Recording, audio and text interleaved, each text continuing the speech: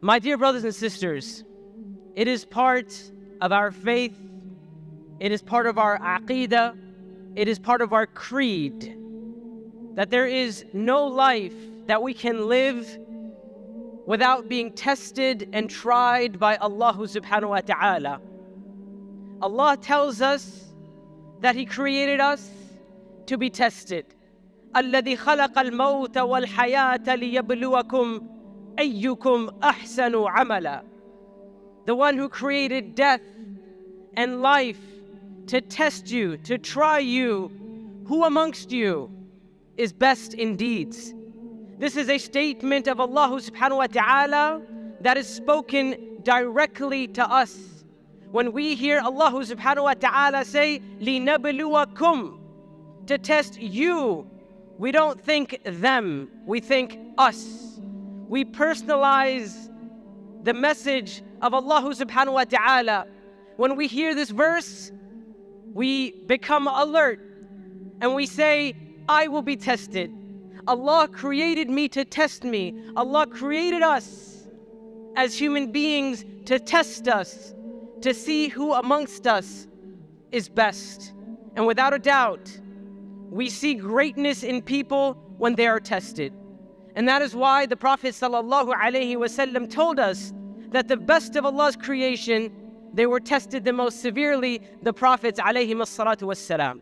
And amongst the Prophets, it was the Prophet Muhammad ﷺ who was tested the most severely.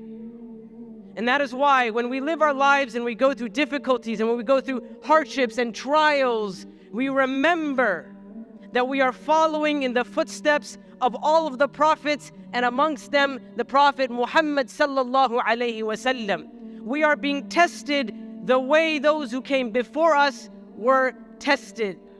Do the people think they'll be left alone because they say we believe?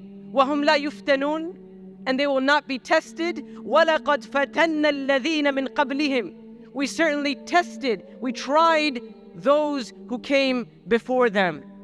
And so my brothers and sisters, when we look out in society today and we see, there's a spread of immorality, there's a spread of sin, there's a spread of temptation, and we feel like we are surrounded, we should not be surprised.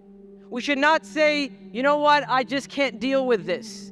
We should understand that this is part of the test of Allah subhanahu wa ta'ala. We should understand that Jannah, paradise, is not cheap. The Prophet ﷺ, he said, حُفَّتِ الْجَنَّةِ بِالْمَكَارِهِ. Jannah has been surrounded by hardships, by difficulties. وَحُفَّتِ النَّارِ, and the hellfire is surrounded bishahawat, with temptations, with desires. And this is why Allah subhanahu wa ta'ala tells us, straight up Allah tells us, that in this life there are those things that are provided for us as a trial, as a temptation. Allah subhanahu wa ta'ala says, زُيِّنَ لِلنَّاسِ حُبُّ الشَّهَوَاتِ.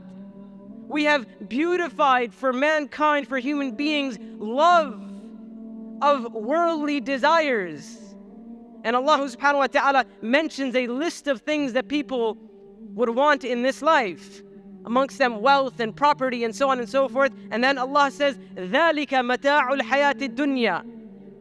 These are only the pleasures of this worldly life. Don't get it twisted.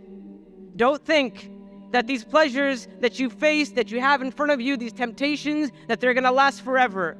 Know that there are just temptations in this worldly life. وَاللَّهُ عِنْدَهُ حُسْنُ الْمَآبِ. Allah has with Him the best return. Meaning that is where our focus is. That is what we look towards as believers, and that is our aqeedah. That is our creed, my brothers and sisters. Allah subhanahu wa ta'ala allowed the Shaytan to tempt us.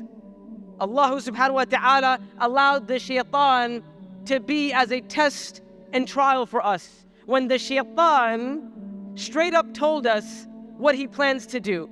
In the Quran, Allah subhanahu wa ta'ala tells us of how the Shaytan threatened mankind.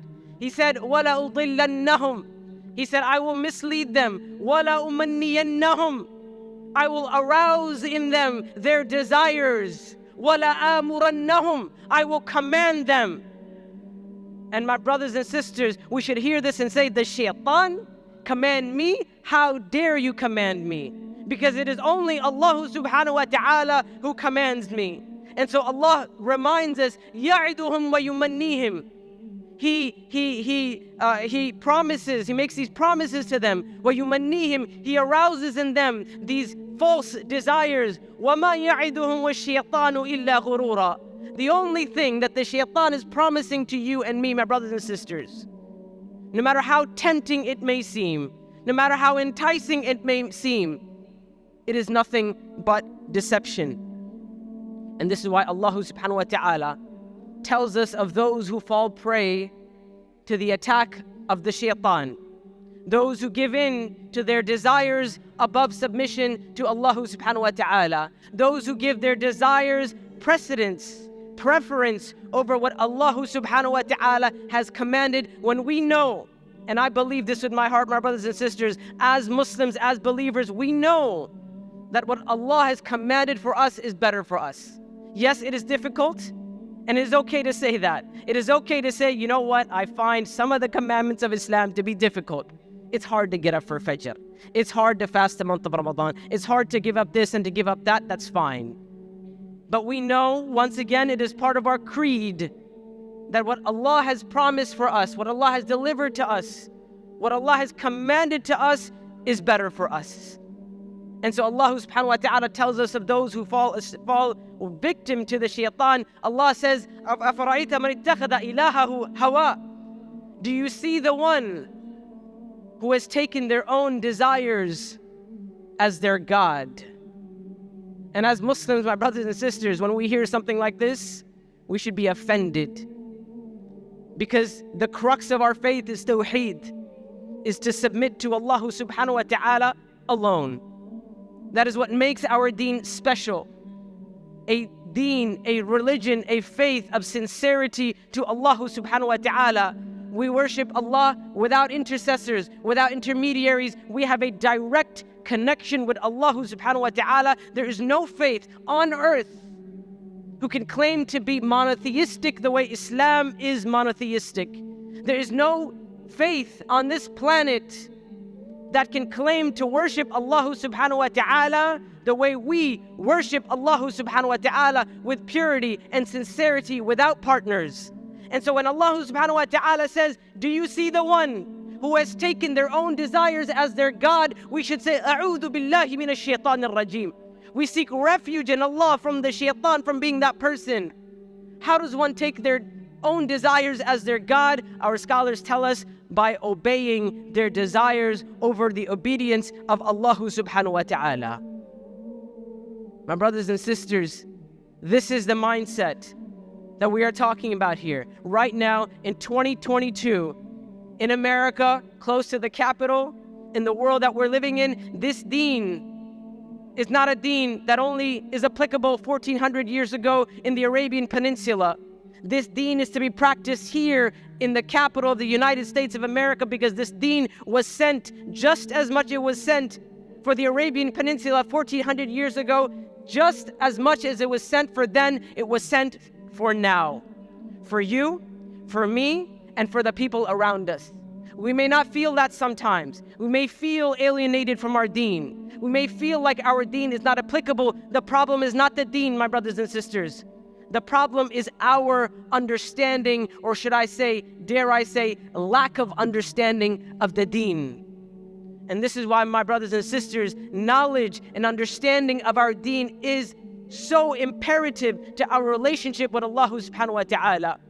There are people who, despite having this deen, leave the deen of Allah. Why do they leave the deen? Why do they leave the deen of Allah? Because there's a problem in the religion of Allah? No.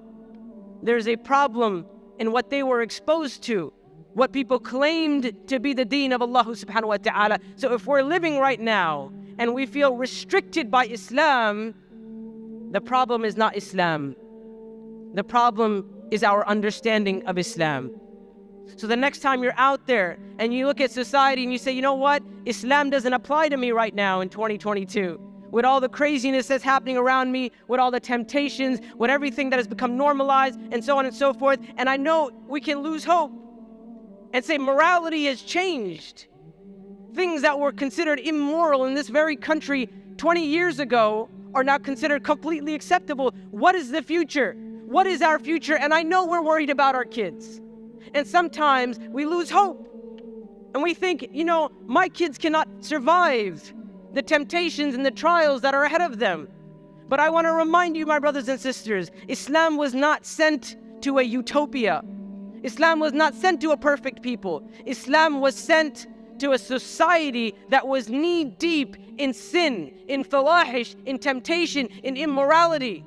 If Islam was able to correct and make a society that was deeply corrupt, a moral society at the time of the Prophet ﷺ, without a doubt, Islam has the ability to do that right now, today, in 2022. That is our faith, my brothers and sisters. That is our Islam. That is our identity. So when we walk out there and we feel like a minority, we feel like we're not the majority, we feel different, we feel like we are alien, even though many of us, myself included, born and raised in this country. I don't know any other culture the way I know American culture. That's my culture. But yes, sometimes as a Muslim, you can feel alienated. But my brothers and sisters, that is the same trial. That is the trial that the companions of the Prophet ﷺ themselves went through. The Prophet ﷺ, in his own society, in his own community, he felt alienated because society had gone astray. And so my brothers and sisters, instead of lamenting over how bad things have gotten, it is imperative that we educate ourselves. It is imperative that we are there for one another. It is imperative that we help one another in the trials that are in front of us, because that is how we're going to make it through this. My brothers and sisters, the Prophet ﷺ, he said, "Alaykum bil jamā." He said, I urge you to stick to the jamā, to stick to the congregation. Look around you right now. The people around you are your source of strength. They are your help. They are the ones that are in this together with you. We're not alone. Alhamdulillah, the deen of Allah subhanahu wa ta'ala is present, is thriving, and the fact that we are all gathered here in this room today is testimony to that very fact, that we are not alone in this journey, my brothers and sisters. And now for a moment, I want to speak to the younger generation. I want to speak to the teenagers, and I want to speak to their parents in the few moments that I have left. I know that sometimes we can feel alienated. Sometimes you can feel alienated from Islam. And I know that the teenage years are a time in your life where you're going through changes, when you want to assert your own identity, and you want to assert your independence. You want to be your own person. You want to establish yourself. But my brothers and sisters, remember that nothing will bring you honor and pride the way your deen will bring you honor and pride.